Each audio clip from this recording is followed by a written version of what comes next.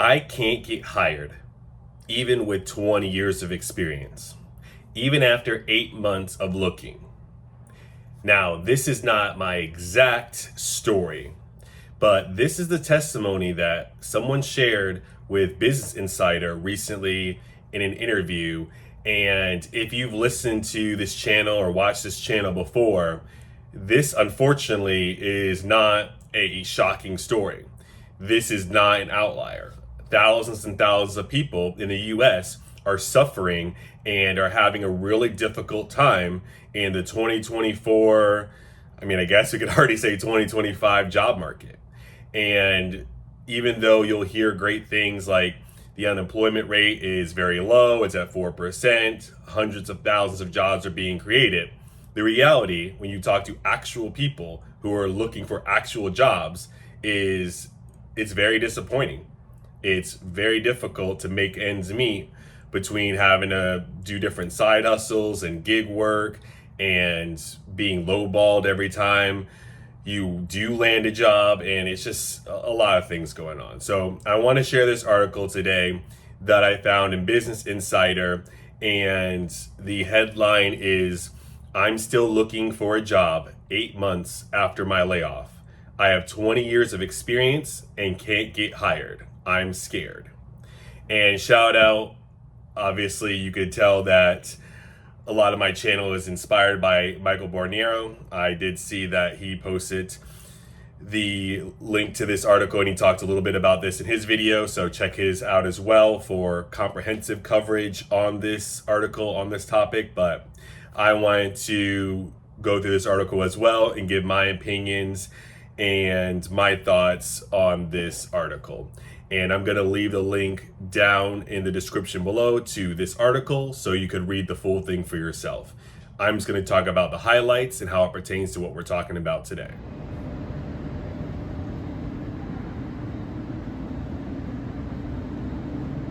After a 20-year career in healthcare administration, I was a part of a mass layoff in April. It sucked, but I remember thinking it would be okay.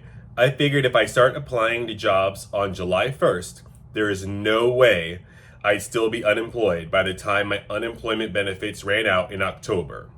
I was wrong. I've hardly done anything since July but apply for jobs all day, every day. As the weeks go by, it's been getting scarier and scarier. And a couple of things there. We've talked about the fact that if you're able to be a bedside nurse, maybe a geriatric nurse, I don't know the right terminology for that, but someone who can visit people in their homes, there might be some security in jobs like that, especially the bedside nurse one.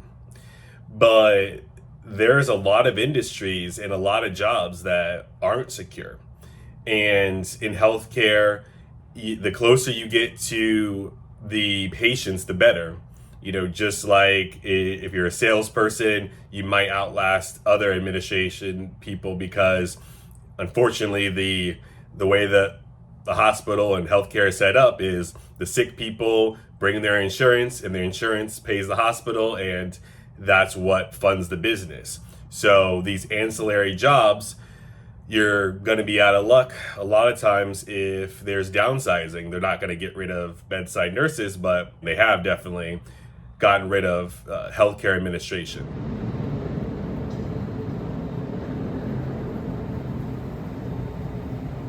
And his story of starting to look for jobs on July 1st and trying to get it before the unemployment ran out in October and it not working. I mean, this job market for the past couple of years has humbled a lot of people. It's humbled me. It's humbled thousands of other people. And I applied for 2,100 jobs before I stopped counting, and a lot longer than that. I wish he would have watched this channel. I guess we weren't posting videos like this on a regular basis back then, but a different channel, maybe a Michael Borniero or I allegedly, or somebody who could tip him off to the fact that this job market is no joke and it's not anywhere as easy to land a job as it was 20 years ago. So, you know, to get laid off in April and not look for a job in July, I mean, If you're believing that the unemployment rate is 4% and you're believing that hundreds of thousands of people are getting brand new jobs every year, what the government tells you, I can't really blame somebody, but dang, I wish he would have talked to someone actually going through this and not even wasted a couple of months by not looking for a job. Let's continue with the article. My unemployment benefits ran out and I'm pinching pennies to hold on to my savings. If I didn't have my 78-year-old mom to take care of, I think I'd just give up, but I can't and I won't. And that is scary and that really sucks, but it also shows that old statistic that they always talk about, the fact that in an emergency, the average American can't come up with $400 in cash to take care of it.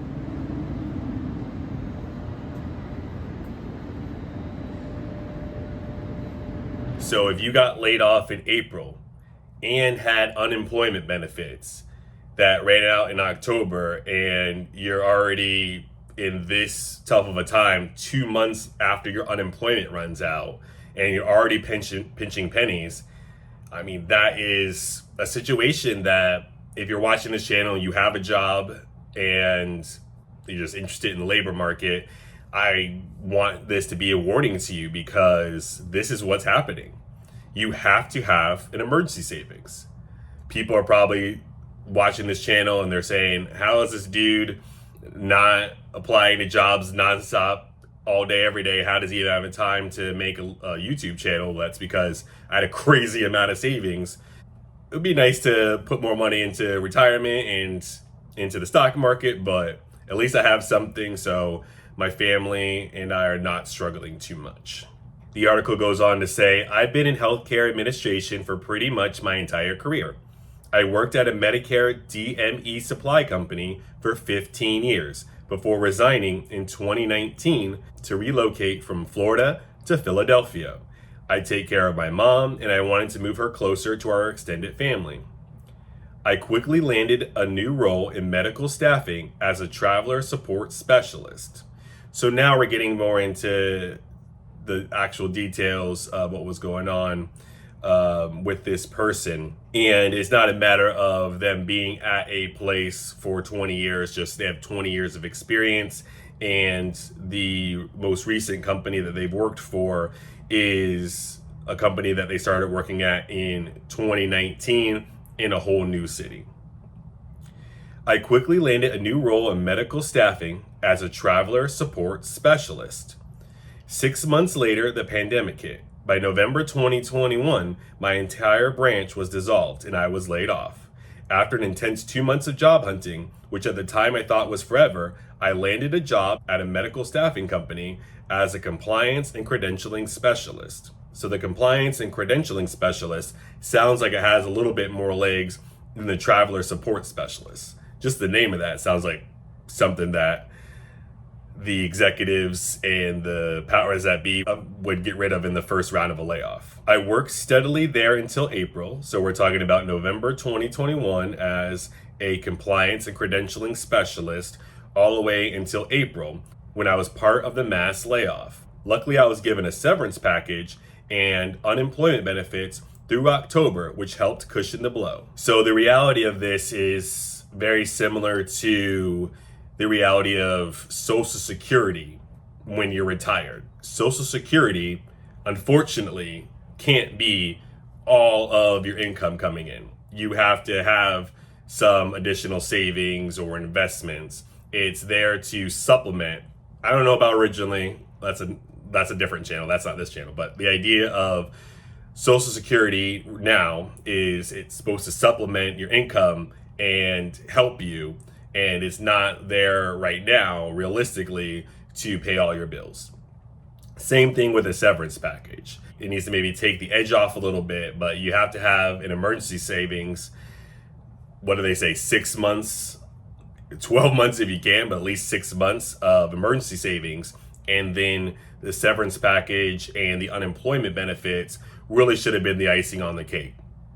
Like, just take that, put that into increasing your savings or into investments or something, but having nothing else but the severance package and the unemployment, and then This person says that they decided to rest for 2 months before applying to jobs in July.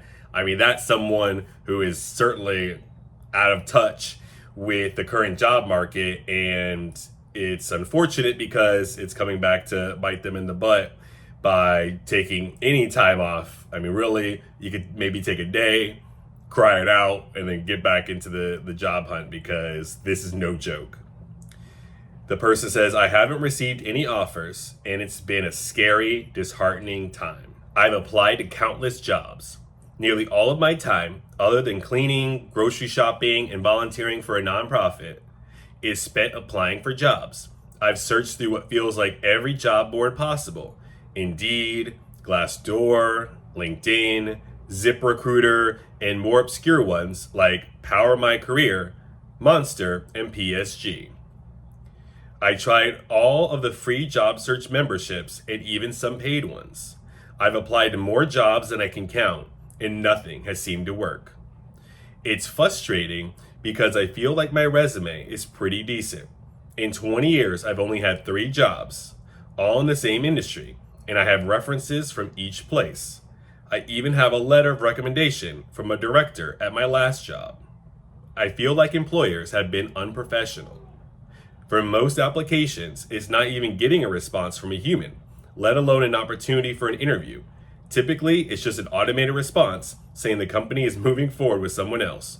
There's no feedback, just rejection. It's insane.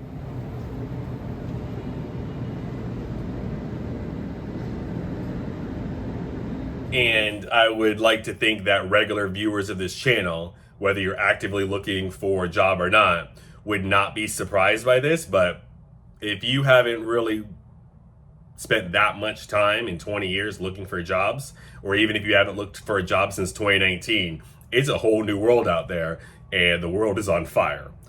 And this is unfortunate. Yeah, you can apply to all these different companies, and all you'll get back in return, if you do get contacted by someone, it's going to be the third party that LinkedIn or Indeed has sold your information to, and they're going to try to sell something to you. They're going to try to scam you. You're not going to mostly hear back from these companies. And if you do a quick apply, you might as well just not even, it's like, oh, it's only 20 seconds. It's 20 seconds that's a waste of your life. And it's really unfortunate. If you cannot find probably a job posted on an actual company's website or network to find someone who can get you a job that is not even listed online, or go back to a previous job, or go through your family tree to see if there's a uncle or a long lost cousin who can get you a job. If you don't do something radical and drastic like that, it's not going to work. You know, you can't go up to a company anymore and just apply for a job. You can't apply for a job online. So I don't know how anyone's getting jobs, especially good jobs, but it seems to be networking, knowing someone, something like that is the only thing that's getting you there, because just going through the proper channels of applying online to job boards won't get you where you want to go. I mean, this person even did the paid one, so probably like a flex jobs, and that wasn't fruitful either. Even having the references. But I mean, at the end of the day, are people really going to give bad references? You're not going to go up to a manager who absolutely hated your guts, thought you were a slacker, and couldn't wait to get rid of you, and ask them if they can be a recommendation, right? And calling the employers unprofessional, I mean, I think that is a good way to look at it, because you could show up to your interview in a tie, in a sports coat. You can show up early. You can send thank you emails, and none of that really seems to help. And that's if you get an interview. And then, yeah, I mean, it's some jobs I applied to 6 months ago, I'm just now getting rejection letters, right? You have no idea what's going on because there's just so many people applying to such a small amount of jobs. They go on to say, I've had some interviews. A few I thought went really well. We spoke for an hour. The employer asked lots of questions. We discussed pay, and then even told me I was moving on to the next round. Been there, done that. There's no budget for a t-shirt. I'd write them an hour later, thanking them for the interview, and I'd never hear back. The one time I got a written rejection from a person, I asked if it would be possible to provide some feedback as to why I wasn't chosen. I didn't get a response. Seems like this person's doing everything right, sending a thank you afterwards. And there was probably a point in time where the hiring manager, or at least your HR person, could give you some real honest feedback about why you didn't get selected. But I think these companies are so afraid of getting sued or for discrimination or whatever that they're just like, oh, we decided to go in a different direction. So you're not even going to get feedback to do any better on the next one, to see what you did wrong, if anything. I don't get excited about interviews anymore because who knows what could happen. I have one regret that might be making it harder to land a job. I didn't finish college, and that's the one thing I regret. I've thought about going back a lot over the years, but I couldn't justify accumulating student loans when I was already making a solid salary. Now I feel like maybe I should have gone back to school, because in today's competitive job market, it helps a lot to have a degree. I feel like I'm in this gray area of being overqualified for regular customer service positions. Because I don't have a degree, I'm underqualified for higher positions. I don't know if a college degree really helps. But I mean, yeah, this seems like the only thing this person's not doing is, going back and finishing their degree, which you're not gonna be able to do in 3 months. If I get a job offer, I'm taking it. I'm getting more scared as the weeks go by. Before my unemployment benefits ran out, I'd go out and buy a coffee from time to time. Now I won't even grab something at a Wawa. I want to save every penny I can. At this point, I'm not in a position to turn down any job.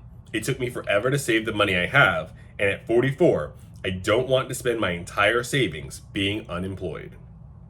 I always try to make Christmas really nice for my mom because at her age, who knows when it's going to be her last.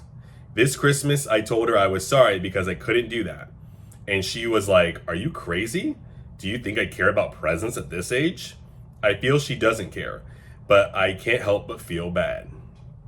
Sometimes I think, what if I didn't have my mom to take care of? Maybe I would just give up, lay in bed, and become homeless. Having someone who depends on me makes it so I can't give up. This time has been disheartening, but I won't give up. And that is a story and a testimony that hits really close home for me. But let me know what you think about this story. Is this something that you can relate to? Is it something that you're going through or that you have previously or recently been through? And I mean, what else could this person be doing that they haven't done besides, I guess, going back to school to land a job that's similar to one that they've had for 20 years, that they have all the expertise and experience in? Let me know down in the comments below. Talk to you later.